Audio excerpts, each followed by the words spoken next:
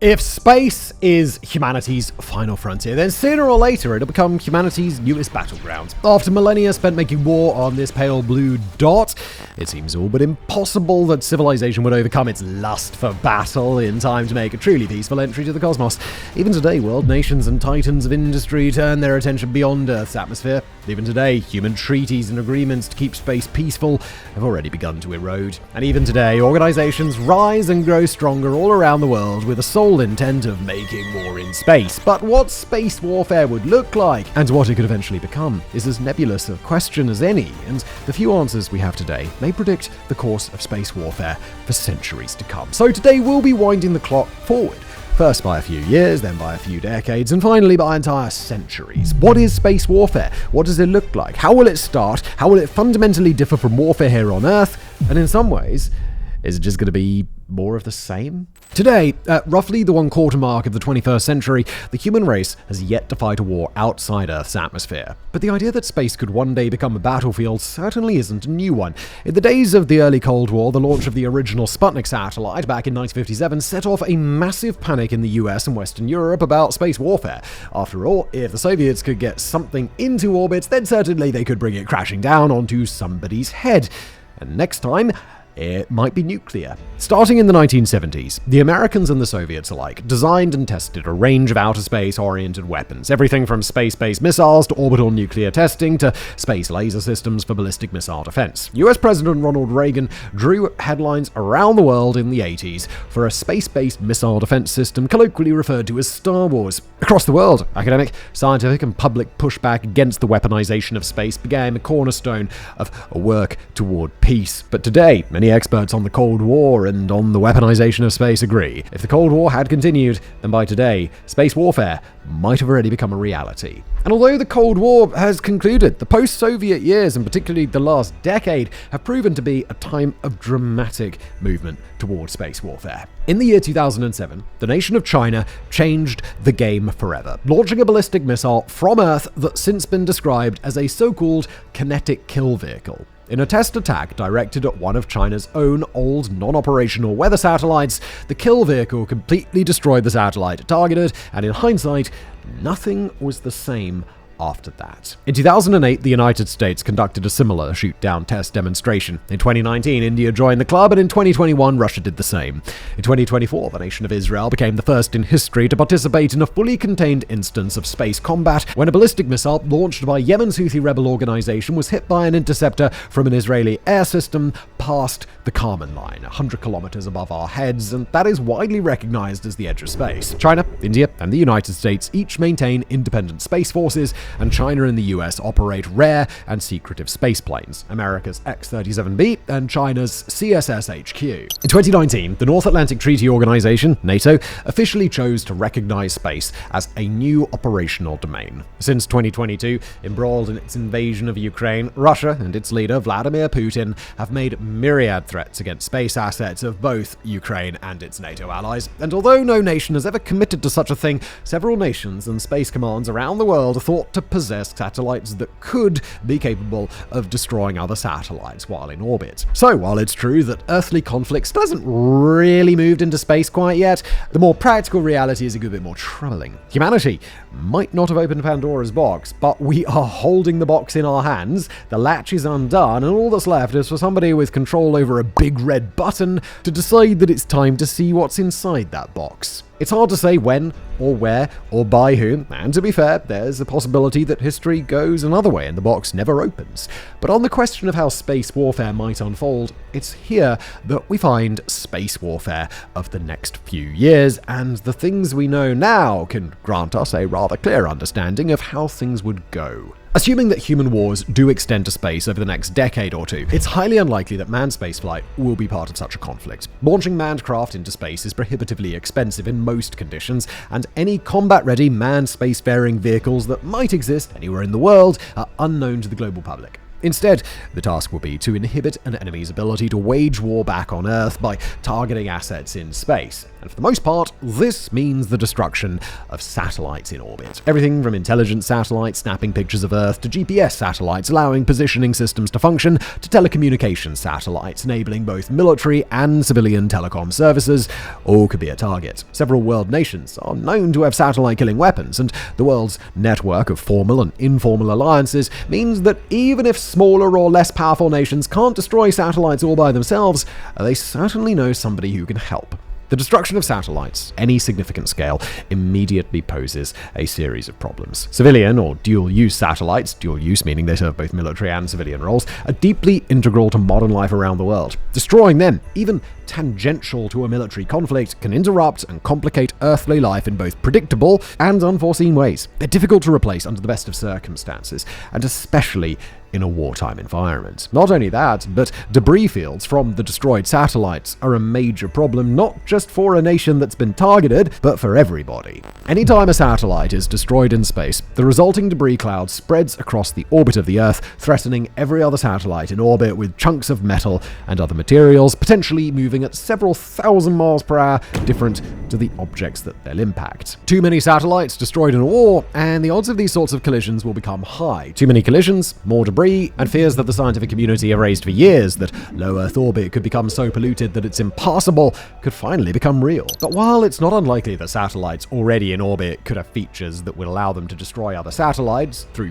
different means, electronic jamming for instance, or electromagnetic pulse, it's less likely that anything currently in space contains a weapon to be used here on Earth. At present, no nation is known to possess weapons in space as prohibited by the Outer Space Treaty. And while ballistic missiles, like the one intercepted in 2024, do arc into space and can be intercepted there, their presence as a weapon in space is a brief and geopolitically excusable affair. It is possible to launch a weapon from Earth and detonate it in space to attain major wartime success back on terra firma. That process would involve launching a nuclear weapon to detonate high above the surface of the Earth, and if detonated just right, it will send an electromagnetic pulse which will devastate earthly electrical infrastructure. Of course, we can't discount the possibility that the nations of the world might have some highly sophisticated technology, perhaps even built into space-oriented weapons that we simply don't know about. But it is important to emphasize that even though that is technically possible, any such technologies would probably be untested. It is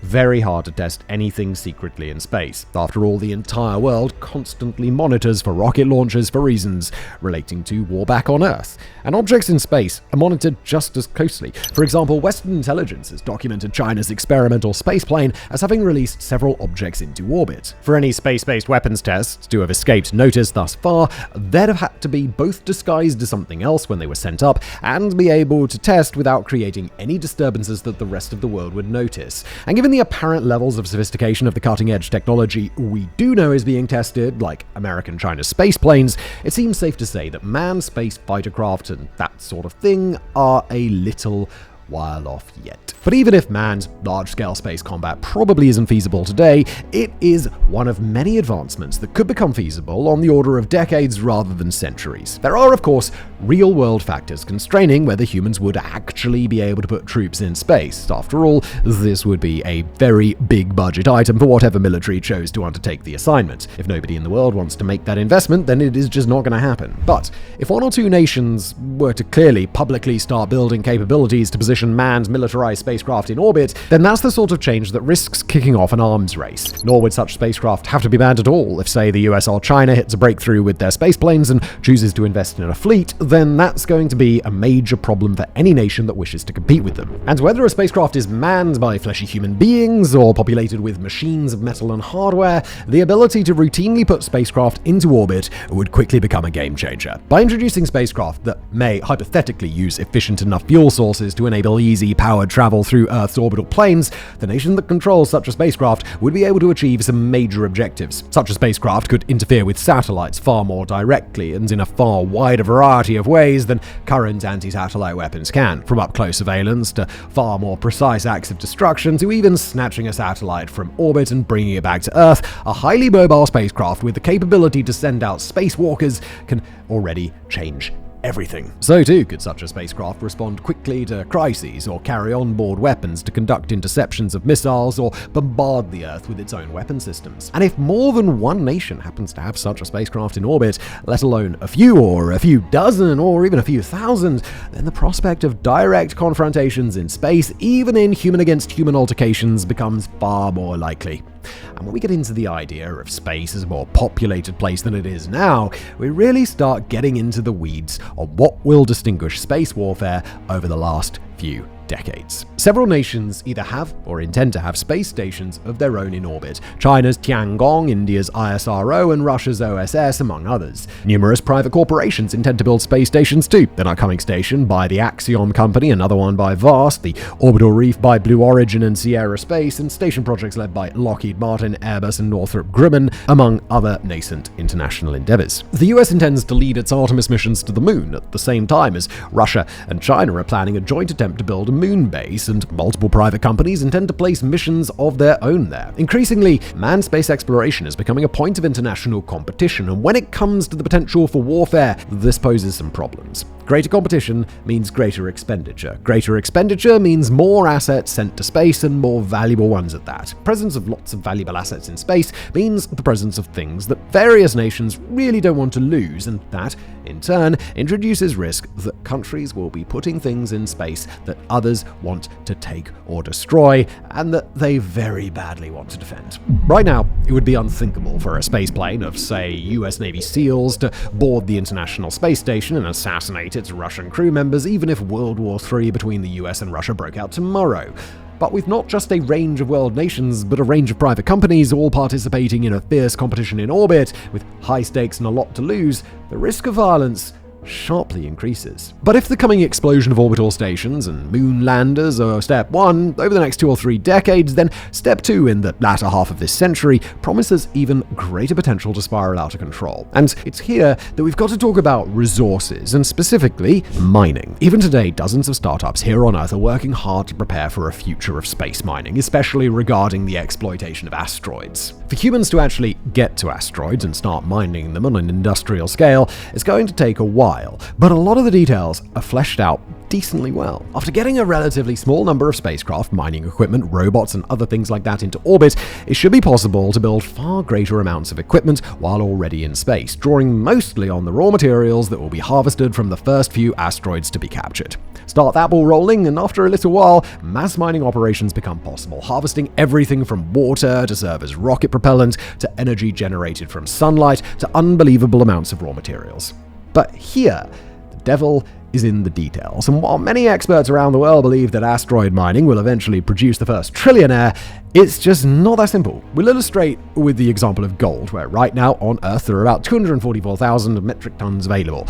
That sounds like a lot, but place it all into a cube, and that cube would only measure a mere 23 meters on each side. All that gold, at the time of writing, is worth a combined $23.5 trillion US dollars. Go into the solar system, mine the right asteroid, and a company could find, say, 50,000 metric tons of gold in a single haul, which is worth nearly 5 trillion US dollars, but it's not that simple. Introducing such a massive amount of gold to Earth all at once would crash the price of gold, and if you crash the price of gold, then congratulations, you've also crashed the entire global economy, and that same dynamic plays out whether we're talking about gold or rare earth metals or other precious elements or even constructed items that are rare here on Earth but could be built and shipped back en masse from space. What this does is to introduce a new kind of resource war to humanity, where rather than fighting over something scarce like cobalt or lithium, the world is fighting over things that are abundant. How exactly that manifests is difficult to say until it plays out, but we can at least take a few guesses. Countries or companies that seek to enrich themselves by bringing economically destabilizing amounts of a resource to Earth will literally pose existential threats to other nations, whereas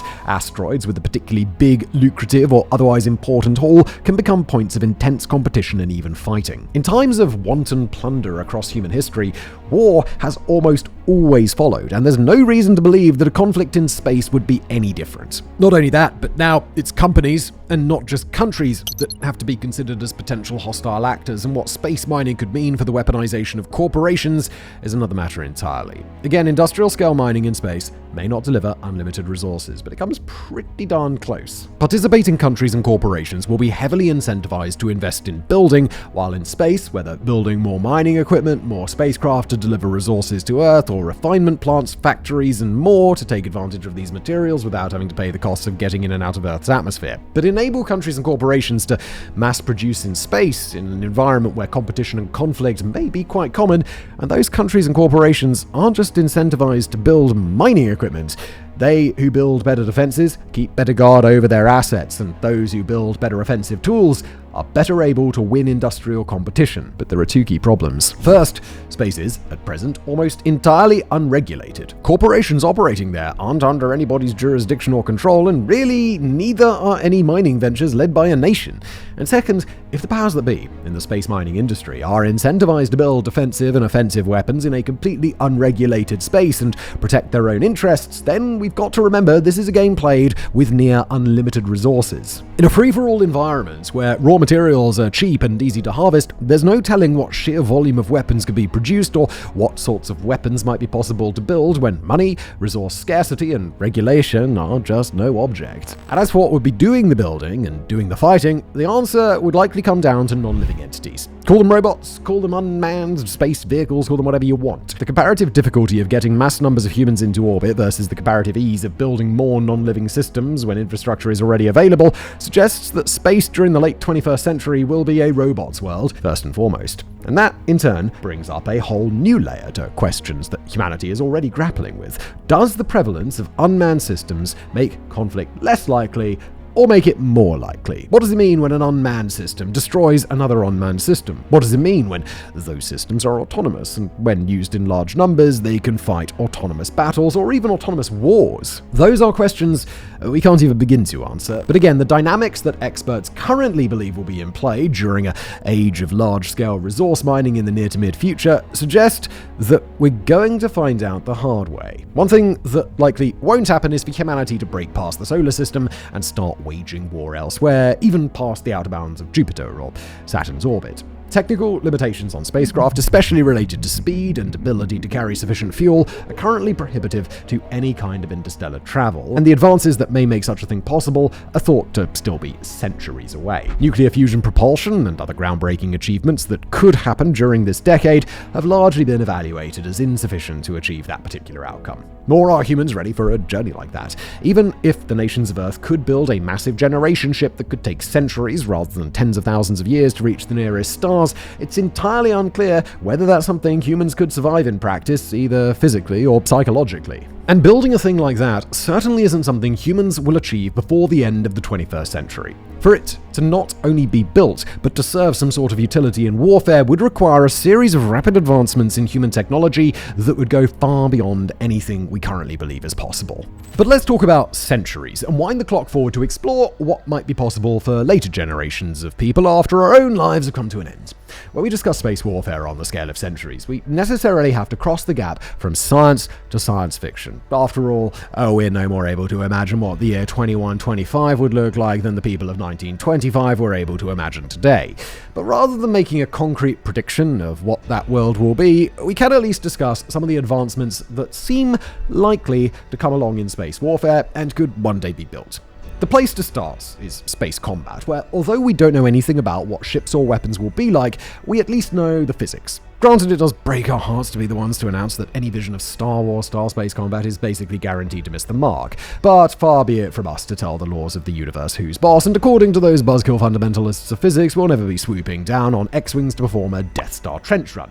Sorry. While the space combat mechanics of that particular sci-fi universe, and many others, mirror the basic physics of flight on Earth, the reality of space combat is very much the opposite. Rather than swooping around like an aircraft, real spacecraft propel themselves along one vector at a time, still moving in 3 dimensions, depending on what they're outfitted with, but with each firing a propulsion mechanism sending them in one specific direction and coordinating firing of multiple propulsion points across the spacecraft, still sending the spacecraft in a single direction, just maybe a little more precisely. Zipping up, down, forward, back, and side to side, spacecraft will feature far more jerky motions, but the difference in physics is just the start. If these spacecraft do shoot lasers or plasma bolts at each other, they certainly won't look like the lasers of our favorite sci-fi franchise. They'll be invisible to observers in the vacuum of space, and a craft that's being targeted won't know that a laser is coming until it arrives. After all, they literally move at the speed of light because they're light. Magnetic railguns will play a major role as well, given their potential to accelerate projectiles to speeds mirroring those of spaceflight in a very short time. And speaking of the speed of spaceflight,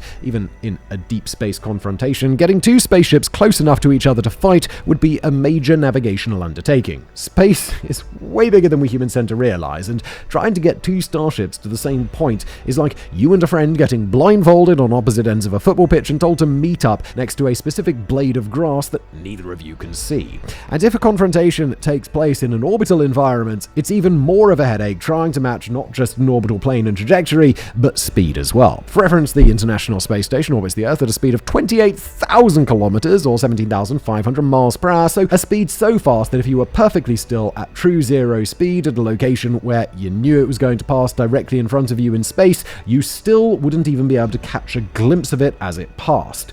Stuff moves really fast in space, and for two spacecraft to rendezvous in orbit, their onboard navigators would have to have such a long and intimate phone call that when they finally meet up, they'll feel like they're not fighting, but they're actually each other's best friends. Not that they'll ever see each other either. Getting within range of laser fire or railgun projectiles can still leave a pair of spaceships well beyond each other's visible range, as their captains and crews do everything in their power to try and fight their adversary based on sensor readings alone.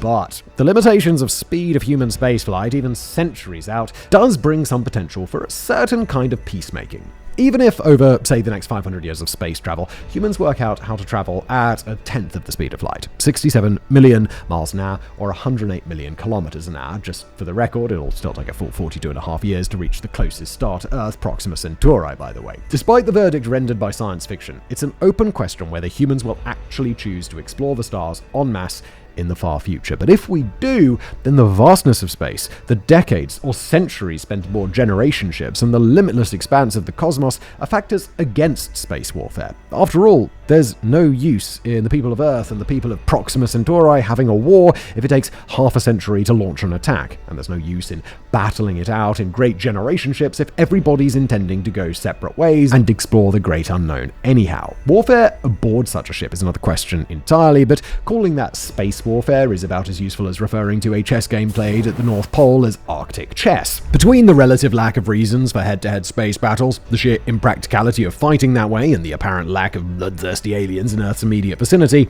the centuries-long course of humanity's expansionist future may be a relatively non-violent period. And finally, we'll end this highly speculative episode with the most speculative part of all: space warfare on the span of millennia. What humanity looks like by this time, what starships or space weapons look like, or what people would be fighting over, we just can't say. After all, humans themselves could be long gone by this point, erased by war or plague, or uploaded into an eternal consciousness machine. That'd be nice. But what we can describe in some detail is how modern experts believe that such a far future society may function, and here we turn to the Kardashev scale. We'll spare an in-depth explanation of how this scale came to be, but suffice it to say that this is a measure of a civilization's level of technological advancement based on the amount of energy that it can harness and use. Earth on the Kardashev scale is a Type 0 civilization, a world that can hardly harness a small fraction of the energy available on its home planet.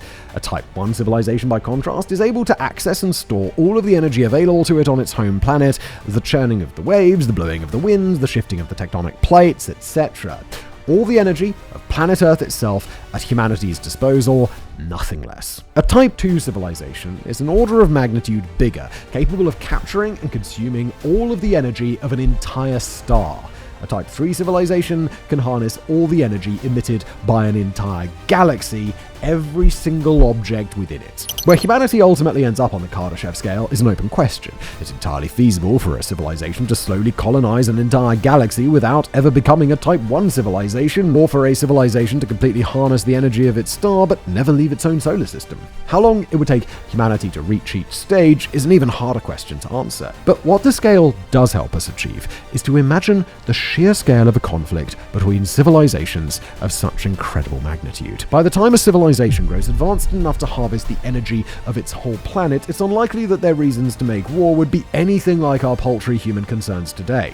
By the time they can harness an entire star, it's likely that their weapons would grow so powerful that we would struggle to comprehend them, and that far more effective forms of interstellar navigation may be possible. What it means for a civilization to rally the energy of an entire galaxy for war, we just can't begin to imagine. If one thing is clear, then it's something we regard as a difficult reality. The time of space as an entirely peaceful endeavor has drawn to an end, and it's unlikely that humanity will ever go back. What warfare in space really means, and what it'll become, will evolve as time goes on. But where humanity goes, sadly, warfare tends to travel with it. Thanks for watching.